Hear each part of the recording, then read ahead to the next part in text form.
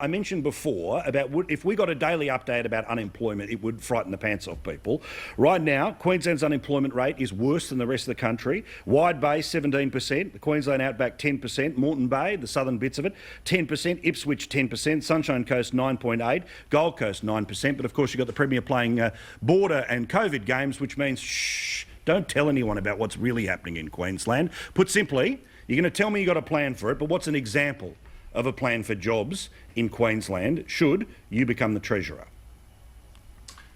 Well, Paul, we've said all along that we need to invest in infrastructure, and so we need bold, brassy plans that provide jobs not just for the next year or two, but for the next decade. That's why we've announced the new Bradfield scheme to harness the floodwaters of the north. That's why we've announced the Queensland Dam Company to build dams on the eastern side of the Great Dividing Range.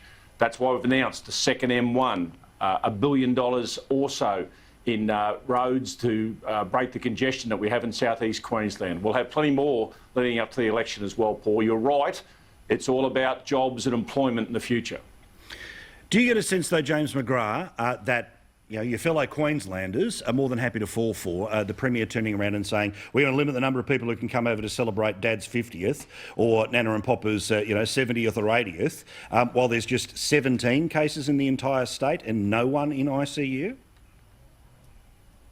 I think my fellow Queenslanders will see through Palaszczuk, because all Palaszczuk does have is this alibi of the coronavirus to cover up for 5 years of buggering up the economy. So I think when people start to vote, not in 69 days' time, but actually 2 weeks before that when pre-poll voting starts, that they'll see through what the Premier is talking about and they'll judge her on her record, not just over the last 5 years. We've got to remember, Labor have been in power in Queensland for 25 of the last 30 years, and they'll look at the LNP, they'll look at what Tim Manders has talked about and said, we're going to build a new Bradfield, we're going to have a dam company, we're going to get stuff done, we're going to stop talking about it, we're going to build it, we're going to do it.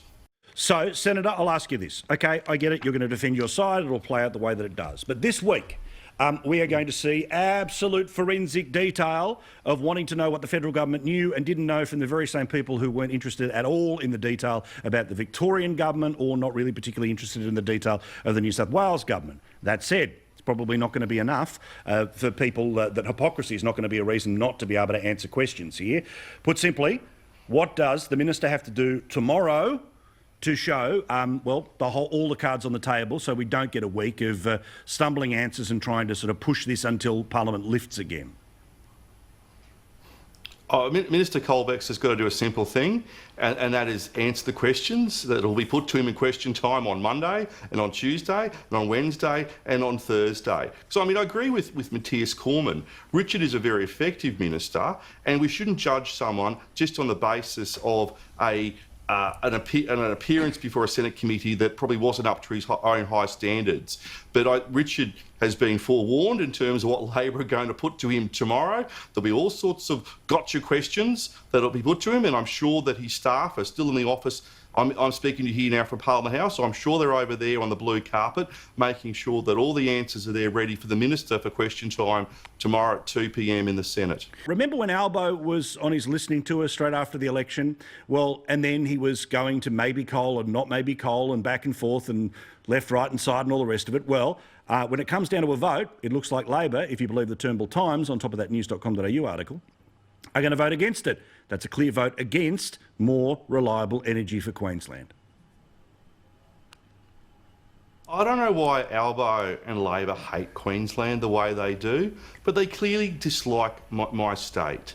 They clearly dislike people having a job. They clearly dislike royalties coming in from coal and paying for schools and hospitals. What this argument about coal is, it's not about the black substance in the ground. It's actually about having cheap, reliable electricity, and it's about people having jobs. And it's as simple as that. And when Labor vote against coal, they vote against jobs. And that is why the LNP in Queensland have 23 out of 30 seats, and Labor's primary vote went to a record low in the 20s at the last federal election. That Albo wants to keep on making these mistakes, well, mate, you keep on making those mistakes, because Queensland will remember this at the next federal election in 2 years' time. Bill Shorten is arrogant, and I'm quoting, Bill Shorten, because he apparently has done a little interview where he says, look, I was a little up myself in that last election. I didn't, you only needed a mirror, Bill. But what's the real game here? Why is he on some form of a mea culpa at this point in time? Is he trying to say, look, if I had my time over again, I'd do the same thing, but I'd do it differently? Or he's saying I wouldn't do the same thing again? Bill's coming back, baby. Bill's coming back. And as chairman of the Bill Shorten Appreciation Society, bring it on.